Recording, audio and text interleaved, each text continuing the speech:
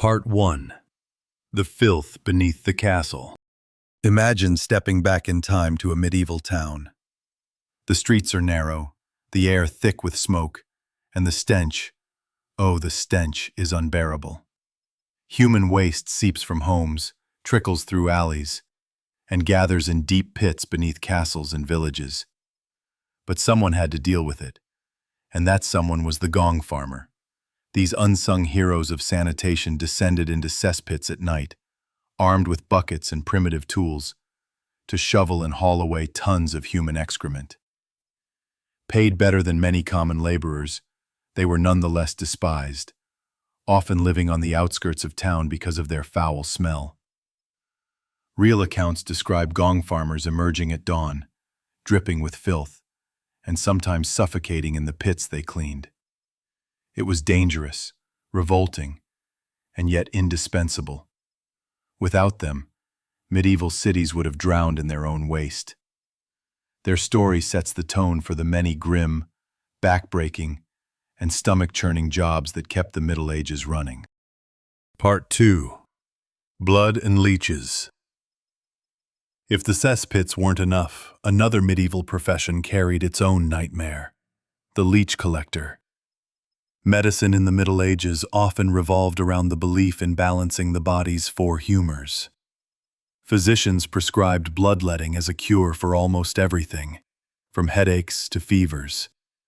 But someone had to provide the tools for this grisly practice, and that fell to leech collectors. These were usually poor women or children who waded barefoot into marshes and stagnant ponds, letting the blood-hungry creatures latch onto their legs.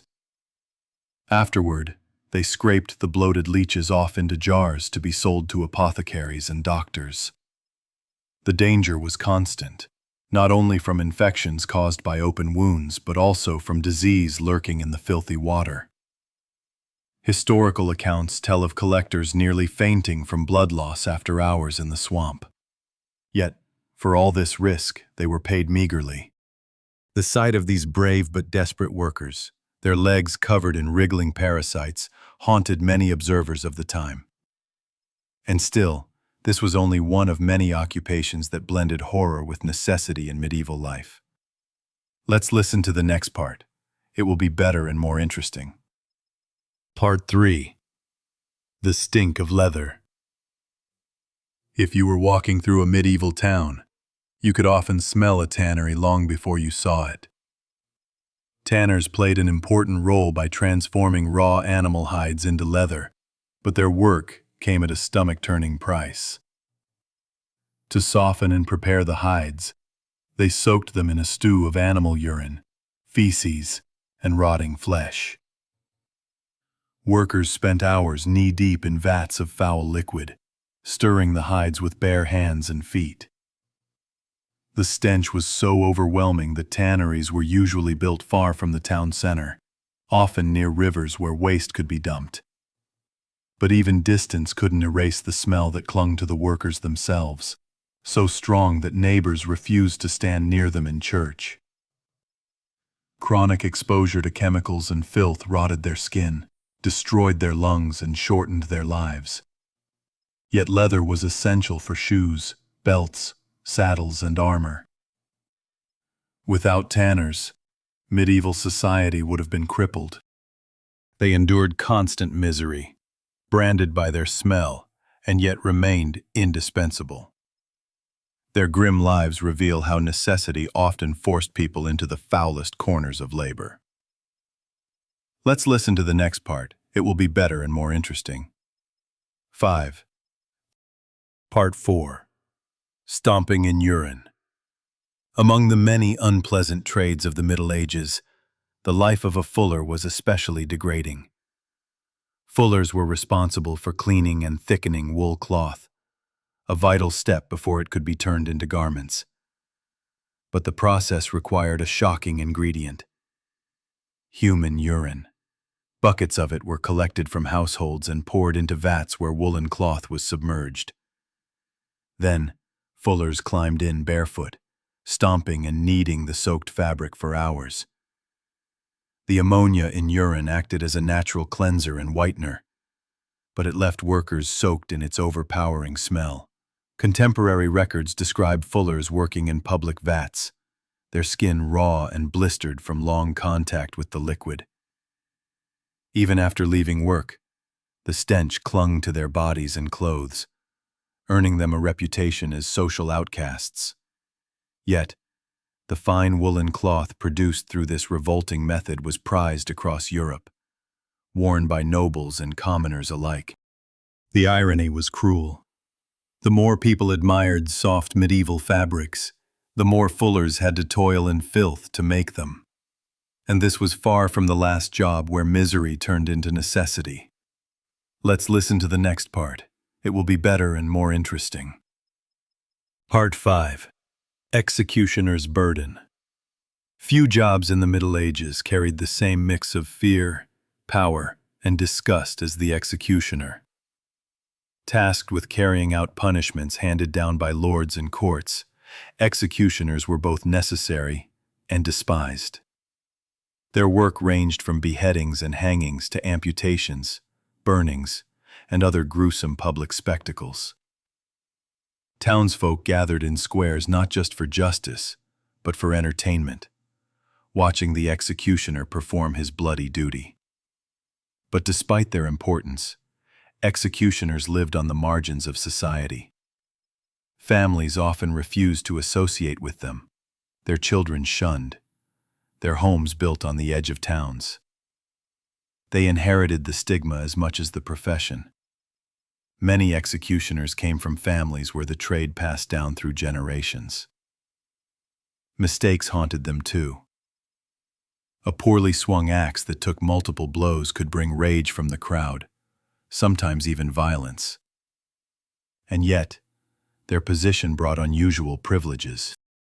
They were feared enough to demand respect, but despised enough to live in isolation. The life of an executioner was a heavy burden, forever tied to death, blood, and shame. But other jobs carried equal danger, with less notoriety. Let's listen to the next part. It will be better and more interesting. Part 6. The Plague Hunter. As medieval towns swelled with people, vermin followed, and with them came disease. Enter the rat catcher, one of the most hazardous jobs of the age.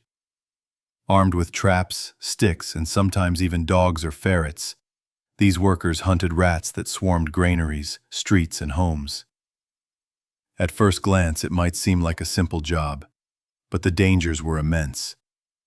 Rats carried fleas, and those fleas carried the bubonic plague that wiped out millions in the 14th century. To touch, trap, or even live near these vermin was to dance with death.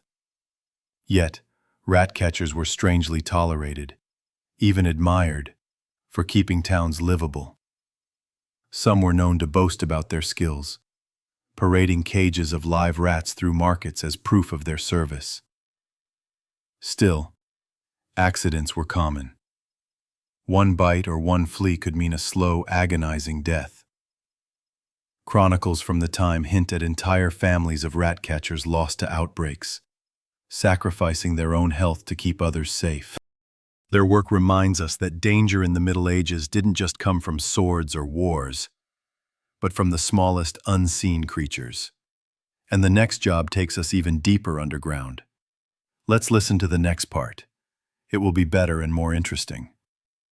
Part 7. Darkness below the earth. Deep beneath the rolling hills and forests of medieval Europe, another group of workers toiled in misery. The miners. Mining was essential for extracting iron, tin, silver, and coal.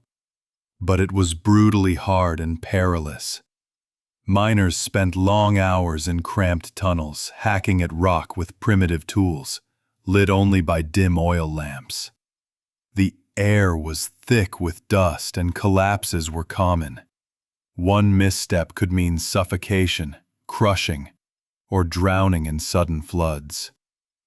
Children were often sent into the narrowest shafts, their small bodies used where adults could not fit, though they too faced the same deadly risks. Poisonous gases, which miners called choke damp or fire damp, silently killed those who breathed too deeply. And yet, the wealth of lords and kings depended on these men, who rarely saw daylight and whose bodies broke under endless labor. Wages were low, lives were short, but society's hunger for metal never slowed. Their suffering built the weapons of knights, the coins of merchants, and the tools of farmers. Life underground was bleak, but the next job dragged workers back into contact with death itself, above the ground. Let's listen to the next part. It will be better and more interesting. Part 8. Among the Dead. Perhaps the most haunting job of all in the Middle Ages was that of the gravedigger. Death was a constant companion in medieval life, with plagues, wars, and famines filling cemeteries faster than they could be dug. Gravediggers worked endlessly, often from dawn until night, carving open the earth to make room for the dead. During the Black Death, their task became nearly impossible. Pits were dug not for one body, but for dozens, even hundreds at a time. The physical strain was enormous, but the psychological burden was worse. Handling decomposing corpses daily, gravediggers faced the same diseases that killed their customers. They lived in a world of rot, despair, and fear, often shunned by neighbors who feared contamination. And yet, without them, medieval society would have been overwhelmed by the dead.